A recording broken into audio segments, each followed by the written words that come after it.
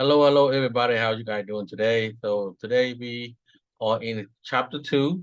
and this can be section 2.4. We're gonna talk about the tooling, about CNC milling tooling, okay? And we're gonna talk about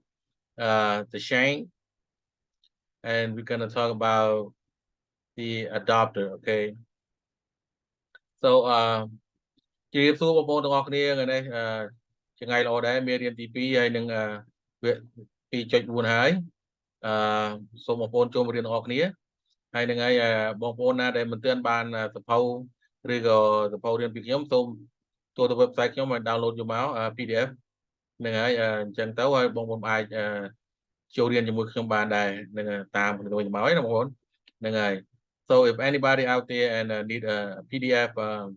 file about this book, go ahead to my website and get a download, okay? So without further ado, let's go to our chapter 2 and section 2.4, and we're going to start it, okay? Let's go out there and read it for you guys.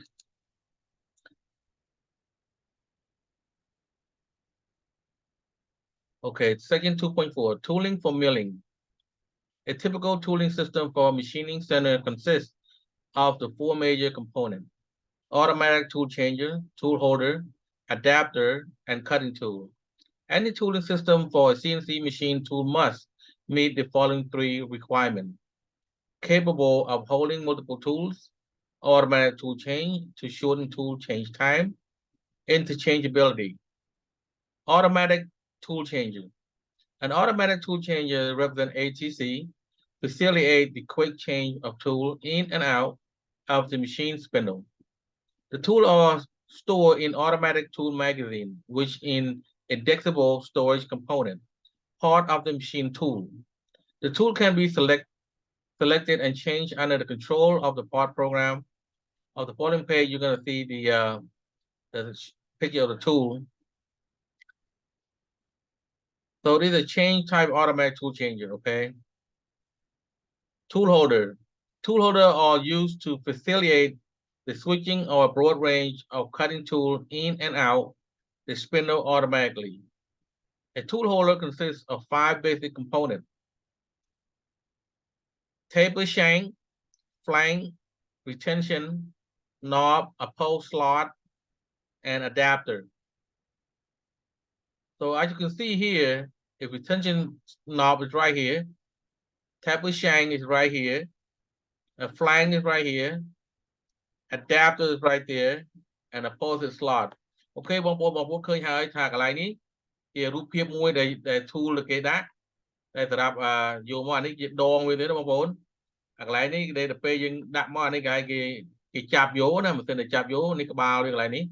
ហ្នឹងហើយហើយកន្លែងនេះដែលយើងដាក់ដែល tool យើងមួយមកឧបករណ៍មួយដែលយើងត្រូវប្រើការនេះយើងដាក់ចូលក្នុងនេះមកហើយដល់កន្លែងនេះគេ adapt ទៅកន្លែងយើងរឹតណាបងប្អូនអាកន្លែងនេះអា flank នេះកន្លែងនេះកន្លែងគេកាន់កន្លែងទៅពេលម៉ាស៊ីនដែលយើងចាប់យកមកហើយវាកន្លែងកលាក់នេះកន្លែងគេចាប់ទុកមកម៉ាស៊ីនចាប់ទុកកន្លែងហ្នឹងបងប្អូនណាហ្នឹងហើយនេះ opposite slot កន្លែងនេះកន្លែងដោះ taper shank. The taper shank fits the tool holder to the spindle. The NSI standard defines 6 basic taper shank size, including number 30,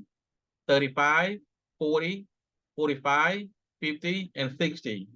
Larger machines use tool holder that have a larger shank taper number. The taper of the shank is made to 3.5 inch. Taper shank number 60. Type of the machine is very large machine. Number 50 is considered a medium-sized machine. Number 40 it represents a small-sized machine.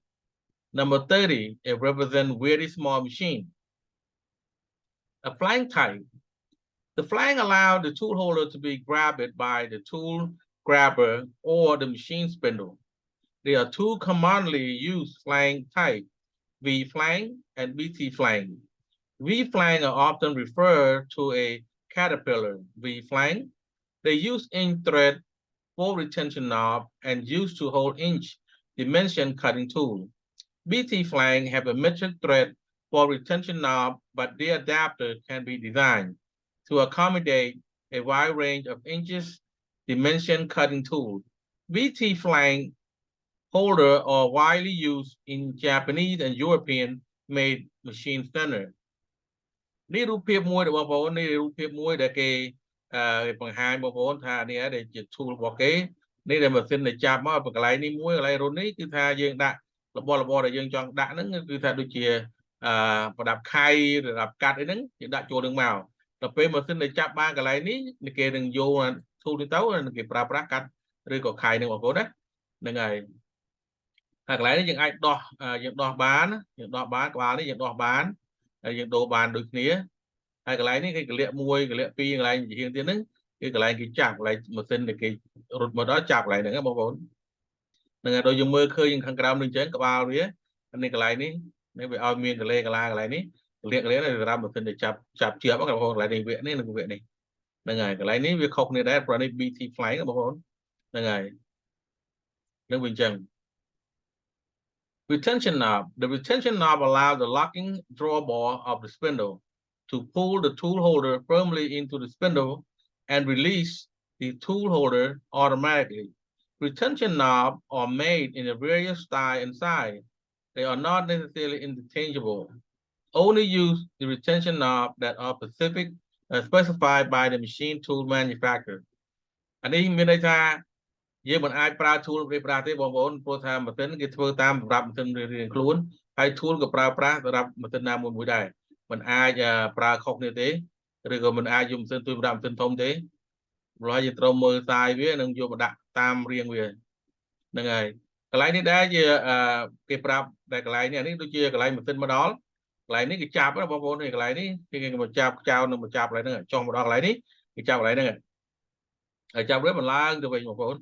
ហ្នឹងហើយម៉ាស៊ីនចាប់រួចឡើងទៅវិញបានគេចាប់ដើមកាត់ឬចាប់ដើមខៃយ៉ាងនេះកន្លែងគេ tool គេដែរនេះឧបករណ៍គេមួយកន្លែងនេះអានេះ locking draw នេះ locking ណាដើម្បីចាប់ជាប់នឹងហើយ retention knob នេះកន្លែងជាដកចេញដកចូលបងប្អូននេះ climbing កន្លែងនេះ climbing គឺមានន័យថាយើងអាចចាប់ជាប់នៅកន្លែងនេះហើយនេះ unclamp ឬនេះ release មកវិញណាវាបន្ថយវិញតម្លាក់មកវិញ Adapter are designed with a various configuration to accommodate different type and size of a cutting tool. The tool holder are often named according to the adapter type. A commonly used adapter include a mill holder, face mill holder, tape holder, collet holder, boring ball holder, Morse tape holder, Jacob taper holder, and straight shank holder. នៅក្នុងរូបភាពនៅក្រោមនេះបងប្អូនគេដាក់ឲ្យមើលហើយនឹងហើយប៉ុន្តែយើងចប់ត្រឹមនេះឯងព្រោះថាអា tool នេះដែលបងប្អូនអាចមើលយល់បានដាក់នៅកន្លែងនេះបងប្អូនណាយើងអាចមើលយល់បាននឹងហើយរូបភាពដែលខ្ញុំដាក់ខ្ញុំមើលនេះរូបបងប្អូនអាចមើលយល់បានដែរនឹងហើយបើសិនជាបងប្អូនមិនយល់ទេខ្ញុំដាក់នៅក្រោមដែរដាក់ជាអក្សរខ្មែរនឹងហើយបងប្អូនអាចមើលទៅរៀនទៅបងប្អូនពេលដែលមកមើលមេរៀនម្ដងមួយចេះហើយមេរៀនហ្នឹងបងប្អូនអាចមើលដល់ចប់ទៅបើនេះបងប្អូនអាចទៅមើលដែលខ្ញុំបកប្រែឲ្យតែទៅបងប្អូនមើលជាងកាលបងប្អូនមើលយល់ជាងខ្ញុំអានជាអក្សរអង់គ្លេសដែរណាបងប្អូននឹងជាងកាលទៅខ្ញុំទៅលឿនពេកបងប្អូនស្ដាប់មិនសូវបានឬស្ដាប់មិនសូវយល់បងប្អូនអាចទៅមើលនឹងกระดาษដែលខ្ញុំសរសេរឲ្យត្រៃទេបងប្អូនខ្មែរហើយបងប្អូនអាចយល់បានច្រើនណាបងប្អូនណាហ្នឹងហើយដល់ពេលអញ្ចឹងហើយយើងអាចរៀនទាំងអស់គ្នាហើយយល់ទាំងអស់គ្នាបងប្អូនណាដែលចង់រៀនបន្តបងប្អូនណាដែលមិនទាន់បានរៀនចូលយកទៅទៅរៀនទៅហ្នឹងហើយយើង download ពី website ខ្ញុំទៅហើយចូលរៀនទៅហ្នឹងហើយបើអញ្ចឹងហើយយើងអាចមករៀនតាមខ្ញុំនឹងដែរវាមិនខុសទេហើយបងប្អូនមួយចំនួនទៀតនោះគឺថាបើចង់បានរៀនសូត្រហើយមិនអត់ស្គាល់កន្លែងបងប្អូនជួយប្រាប់បន្តនេះផងដើម្បីបានរៀនសូត្រទាំងអស់គ្នាហើយខ្ញុំប្រាប់ទៀតថាឥឡូវនេះប្រទេសណាបងប្អូនគឺថាមានច្រើនបងប្អូនណាជាមានច្រើនហ្នឹងហើយមានច្រើនណាស់ដែលមានច្រើនដែលកិច្ចការនេះមានច្រើនព្រោះគេត្រូវការច្រើនណាបងប្អូនណានៅអាមេរិកនេះត្រូវការច្រើនមែនទែនប៉ុន្តែខ្ញុំអត់ដឹងពិតគាត់ថានៅស្រុកខ្មែរត្រូវការច្រើនប៉ុណ្ណាទេប៉ុន្តែស្រុកកូរ៉េក៏ច្រើនដែរបងប្អូនហ្នឹងហើយស្រុកថៃស្រុកយូរ៉ូពីហ្នឹងក៏ច្រើនណាស់ហ្នឹងហើយនៅច្រើនមែនទែនបងប្អូនហើយម្ល៉េះហើយខ្ញុំចង់បងប្អូនរៀនទៅហើយដើម្បីយកចំណេះចេះដឹងដើម្បីទៅធ្វើការឲ្យគេដើម្បីបានកម្រៃថ្លៃយ៉ាងដែរណាបងប្អូនណាហ្នឹងហើយនេះជាដែលខ្ញុំបកប្រែឲ្យបងប្អូនអាចមើលបាន ហ្នឹងហើយប្រមិញហ្នឹងរឿងធូលមិញហ្នឹងបងប្អូនអាចមើលយល់ជាងខ្ញុំហ្នឹងហើយមើលទៅនេះជាមេរៀនហ្នឹងមេរៀនទី2ហើយផ្នែក